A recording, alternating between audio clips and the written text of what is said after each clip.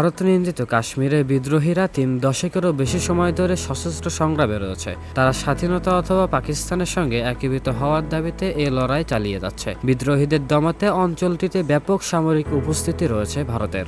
নরেন্দ্র মোদী হিন্দু জাতীয়তাবাদী সরকার ২০১৯ সালের আগস্টে কাশ্মীরে স্বায়ত্তশাসিত মর্যাদা বাতিল করে। পাশাপাশি গণতান্ত্রিক দেশ হওয়া সত্ত্বেও ইন্টারনেট বন্ধ রাখার মতো কঠোর ব্যবস্থা গ্রহণ করে। কেন্দ্রীয় সরকারের পক্ষ থেকে উন্নয়ন ও বিনিয়োগের মাধ্যমে অঞ্চলটিতে শান্তি ফিরিয়ে আনার প্রতিশ্রুতি দিলেও গত মাসেই ঘটে ভয়াবহ হামলার ঘটনা।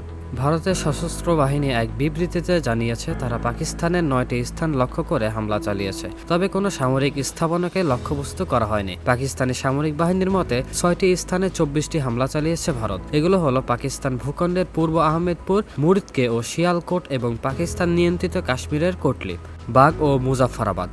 পাকিস্তানের নেতারা এই হামলাকে যুদ্ধের উস্কানি বলে নিন্দা করেছেন। প্রধানমন্ত্রী শেহবাজ শরীফ বলেছেন, এই হামলার প্রতিক্রিয়া হিসেবে তার দেশের সমুচিত জবাব দেওয়ার অধিকার রয়েছে। পাকিস্তানের প্রধান সামরিক মুখপাত্র আহমেদ শরীফ চৌধুরী বুধবার স্থানীয় গণমাধ্যমকে জানান, পাকিস্তান ৫টি ভারতীয় যুদ্ধবিমান গুলি করে ভূপাতিত করেছেন, যার মধ্যে ফ্রান্সের তৈরি রাফায়েলও রয়েছে। পাকিস্তানি কর্মকর্তা একটি ভিডিও প্রকাশ করেছেন, সেখানে দেখা যায় একটি যুদ্ধবিমানের ধ্বংসাবশেষ থেকে ধোঁয়া উঠছে। কর্মকর্তা দাবি করেন এটি বিধ্বস্ত বিমানগুলোর একটি, তবে বিষয়টি স্বাধীনভাবে যাচাই করা সম্ভব হয়নি। এছাড়া ভারত সরকারের তাৎক্ষণিক কোনো প্রতিক্রিয়াও জানা যায়নি। ভারত ও পাকিস্তান পারমাণবিক শক্তিধর দেশ, ফলে কাশ্মীর নিয়ে তাদের বিরোধ যখনই তীব্র হয় তখন এটি বিশ্বব্যাপী উদ্বেগ বাড়িয়ে তোলে। স্টকহোম ইন্টারন্যাশনাল পিস রিসার্চ ইনস্টিটিউটের তথ্য বলছে, পাকিস্তান ও ভারতের প্রত্যেকের কাছে প্রায় ১৭০টি পারমাণবিক ওয়ারহেড রয়েছে। যুদ্ধের দ্বারপ্রান্তে রয়েছে ভারত পাকিস্তান। দুই দেশের নেতারা এখনই সংযত না হলে চড়া মূল্য দিতে হবে পুরো দক্ষিণ এশিয়াকে। পারমাণবিক শক্তিধর দুই দেশের যুদ্ধে ব্যাপক প্রাণহানির সংখ্যা থাকছেই। পাশাপাশি সরবরাহ শৃঙ্খল ভেঙে পড়লে দীর্ঘমেয়াদী বাণিজ্য ও খাদ্য ঘাটতি দেখা দিতে পারে।